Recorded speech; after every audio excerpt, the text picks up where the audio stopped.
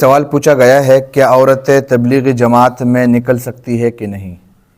جی ہاں، بالکل تبلیغی جماعت میں عورتوں کا نکلنا جائز ہے، بلکہ میں تو کہتا ہوں تبلیغی جماعت کا کمال یہ ہے کہ انہوں نے نکلی ہوئی عورتوں کا رخ اور طریقہ بھی صحیح کیا کہ عورتیں تو پہلے سے جو ہے وہ گھروں سے نکلی ہوئی ہے، لیکن رخ غلط تھا، بازاروں کی طرف غلط اور ماحول کی طرف، اور طریقہ بھی غلط تھا نکلنے کا۔ تو تبلیغی جماعت کا کمال یہ ہوا نکلی ہوئی عورتوں کا رخ اللہ کے گھر کی طرف، دینی مراکز کی طرف، دینی حلقات کی طرف، دینی حلقوں کی طرف کیا، اور طریقہ بھی ٹھیک کیا، اور وہ کیا ہے کہ شرعی پردے کے اندر ان کو گھر سے باہر نکالنے کا طریقہ سکھلایا۔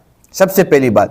دوسری بات یہ ہے کہ دیکھیں مزید عصر حاضر کے لوگوں میں آپ کو اندازہ ہے کہ دین سے غفلت، اسلامی تہذیب سے دوری اور علوم اسلامیہ سے غفلت اور بیزاری کس قدر جو ہے وہ عام ہو چکی ہے۔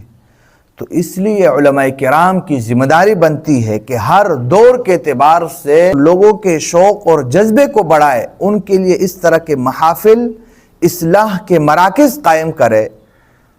انہی میں سے جو ہے خاص طور پر عورتوں کا مسئلہ ہے۔ اصل تو ذمہ داری شوہر کی بنتی ہے، اصل تو ذمہ داری گھر کے افراد کی بنتی ہے، لیکن وہ اس میں لاپرواہی دن بدن بڑھتی جا رہی ہے۔ عورتیں بے خبر ہیں، ان کو دین کا علم نہیں ہے، تو وہ اپنے شوہروں کی کیا خدمت کرے گی، اپنے جو ہے بچوں کی کیا تربیت کرے گی؟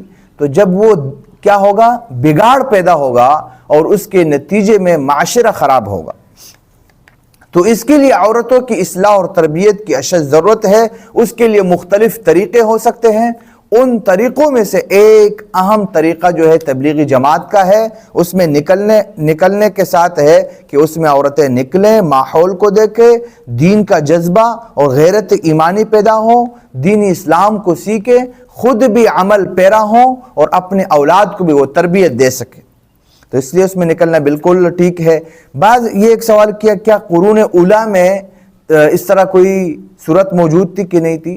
دیکھیں قرون اولیٰ میں تبلیغی جماعت کے حوالے سے یا عورتوں کا نکلنا اس کا کوئی ثبوت نہیں ملتا ہے، ٹھیک ہے، ہم مانتے ہیں ثبوت نہیں ملتا ہے، لیکن ہر دور کے اعتبار سے دین کی ترویج اور اشاعت کے طریقے مختلف ہوتے ہیں۔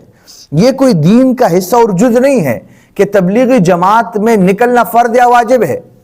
یہ ایک طریقہ ہے، یہ دین سیکھنے کے لیے۔ جس طرح اگر یہ بات مان لی جائے تو قرون اولیٰ میں تو مدرسے بھی موجود نہیں تھے، جس طرح کہ آج کل مدرسے موجود ہیں، مراکز بھی موجود نہیں تھے، حالانکہ اسکول بھی موجود نہیں تھے، تو ان کا بھی وجود نہیں ہونا چاہیے۔ حالانکہ علماء کا بالاتفاق اس مسئلے پر جو ہے وہ بالاتفاق جو ہے علماء اس بات کے قائل ہیں کہ مدارس اور اسی طرح جو ہے مراکز وہ جو ہے اس کے قائل ہیں، حالانکہ قرون اولیٰ میں اس کا کوئی وجود نہیں تھا اس طرح مدارس کا وجود۔ تو یہ کیوں آج اس کے قائل ہیں؟ کیونکہ آج اس کی ضرورت ہے۔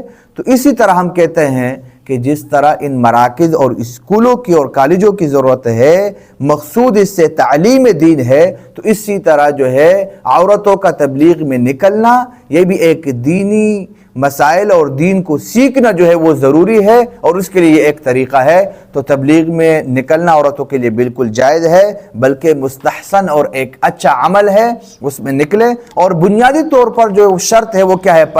پردے وغیرہ کا اہتمام ہے، اور یہ شرائط جو تبلیغی جماعت میں جس طریقے کے ساتھ موجود ہے کسی اور جماعت میں آپ کو پوری دنیا میں نہیں ملے گی کہ کس قدر جو ہے انہوں نے شرائط کا جو اہتمام کیا ہے، اور ایک حسن تدبیر کے ساتھ، ایک اچھے طریقے کے ساتھ جو ہے وہ جماعتوں کو تشکیل دیتے ہیں۔